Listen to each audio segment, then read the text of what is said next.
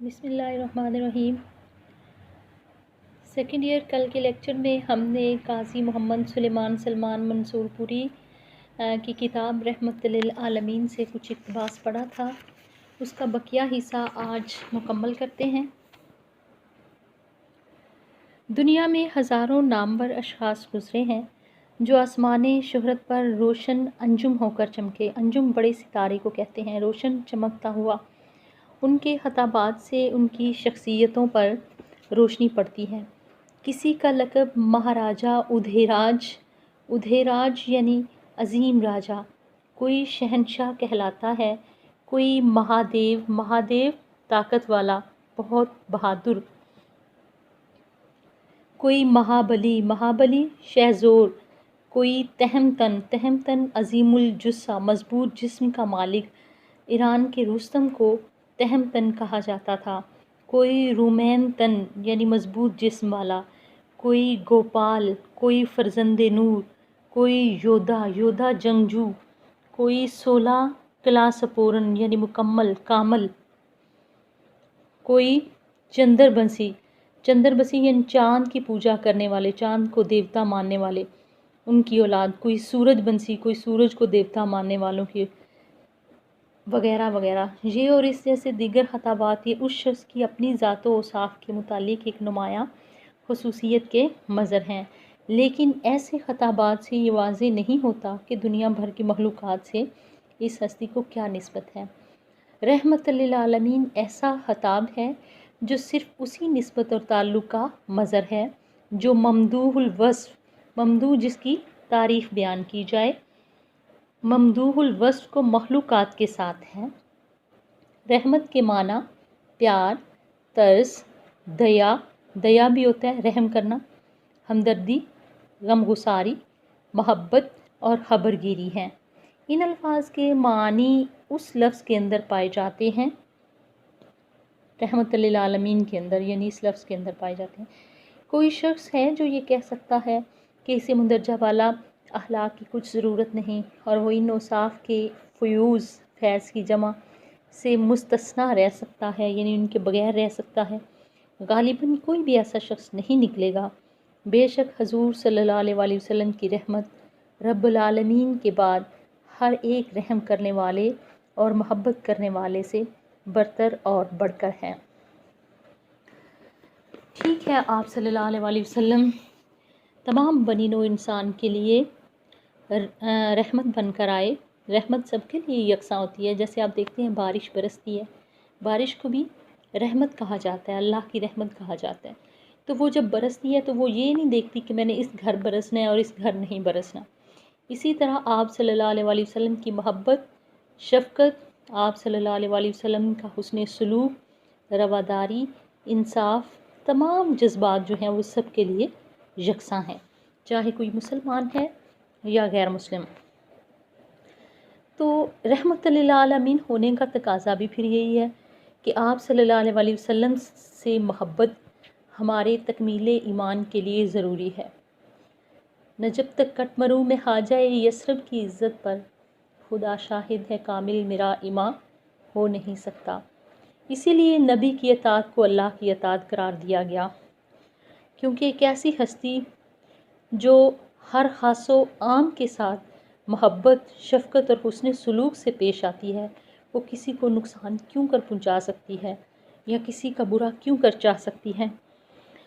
دیکھا جائے تو اس کائنات کا پورا حسن جو ہے وہ اس کے اندر ہے، خاص طور پہ جواب شکوہ کے اندر نظم علامہ اقبال کی ہے، علامہ اقبال نے جو اشعار لکھے آپ صلی اللہ علیہ وسلم کے حوالے سے بہت خوبصورت ہیں۔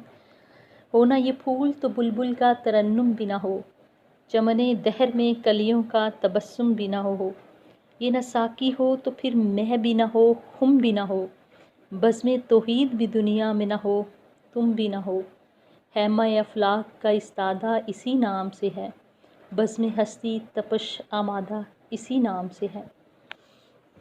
یہ ایک پیراگراف تھا رحمت للعالمین جو سیرت نگاری کے حوالے سے کتاب ہے، قاضی محمد سلمان منصور پوری کی۔ اب اس میں کچھ ایسی تراکیب ہیں جن کی وضاحت کی ضرورت ہے۔ حالت زبوں، حالت زبوں کہا جاتا ہے تباہ حال۔ انجام دیگرگوں، دیگرگوں بدلتا ہوا یا برا انجام، از راہ رحم و کرم، مہربانی کی وجہ سے، طبع کریم، نیک طبیعت، با دل نخواستہ، با فارسی کا لفظ، دل نخواستہ یعنی دل کے نہ چاہنے کے باوجود، استراحت گزین، آرام و سکون سے سو جانا، الوف در الوف، کثیر تعداد میں، اکراہ و اجبار، زبردستی اور ناپسندیدگی کی حالت، شفقت و رافت، نرمی اور محبت، برسر پرخاش، فتنہ فساد کرتے ہوئے، جھگڑا کرتے ہوئے، شیوائے عمومی، عام طرز عمل، اخلاق عالیہ، اچھے اخلاق۔ اس کے ساتھ ہی تھوڑا سا انٹروڈکشن میں مولوی عبدالحق کے حوالے سے آپ کو دوں گی۔ مولوی عبدالحق کو بابائے اردو بھی کہا جاتا ہے۔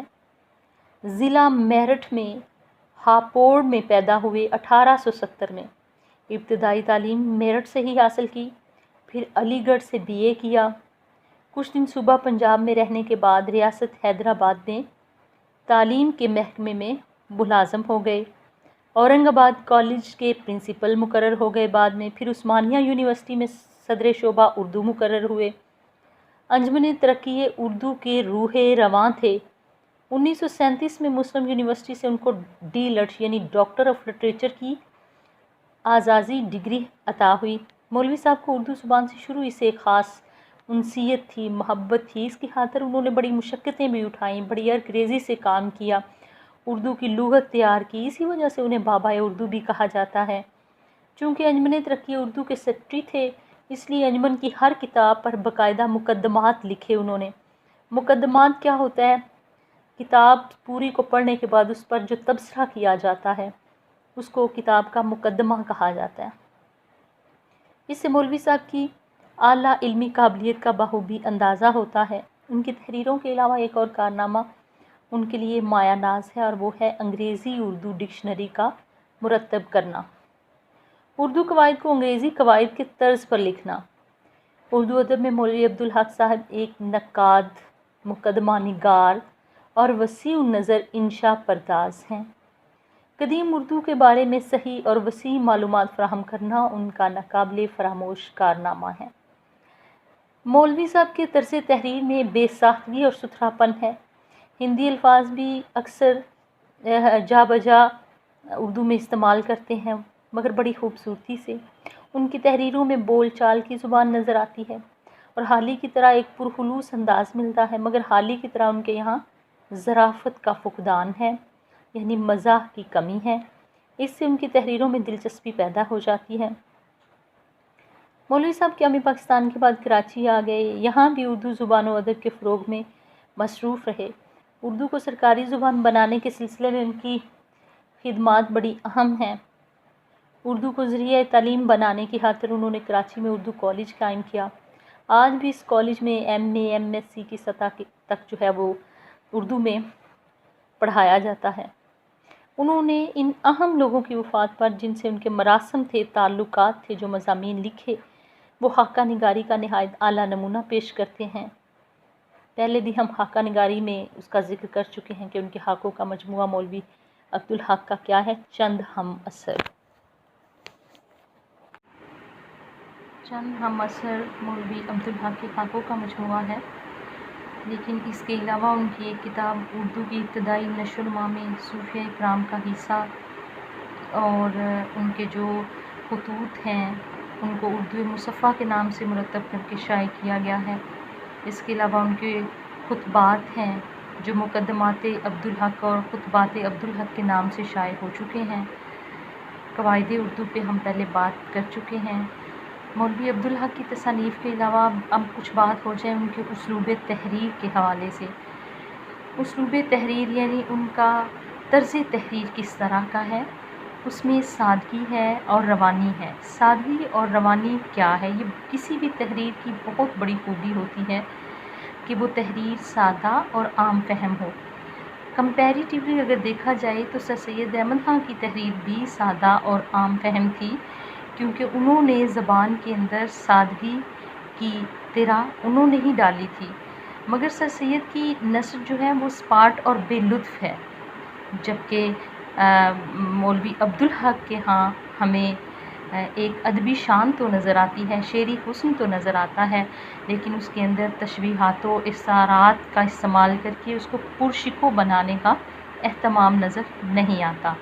استدلالی انداز ہے مولوی عبدالحق کے ہاں، جو کہ بالکل ایسے ہی ہے جیسے سر سید احمد خان کے انداز تحریر میں تھا، لیکن سر سید کا جو انداز تھا وہ پرجوش تھا اور خطیبانہ تھا، بالکل ایسے جیسے ایک مقرر ایک مجمع کے سامنے اپنی بات منوانے پر زور دے رہا ہو، جس سے بسا اوقات جوش استدلال میں تحریر خشک بھی ہو جاتی تھی۔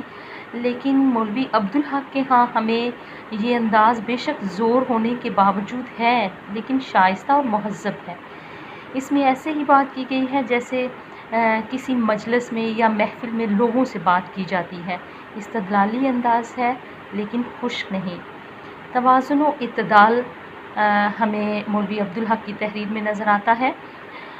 توازن اور اعتدال کیسے؟ کیونکہ اگر دیکھا جائے تو مقدمہ شعر و شاعری مولانا الطاف حسین حالی کی تنقید کی کتاب ہے، جس میں وہ بسا اوقات تھوڑا توازن کو برقرار رکھنے کی کوشش میں بے کیف اور خشک اور سنجیدہ ہو جاتے ہیں، جبکہ مولوی عبدالحق کے ہاں یہ جو توازن اور اعتدال ہے اس کے ساتھ ساتھ شگفتگی کا عنصر بھی قائم رہتا ہے، جس کی وجہ سے قاری کو دلچسپی نظر آتی ہے ان کی تحریر میں۔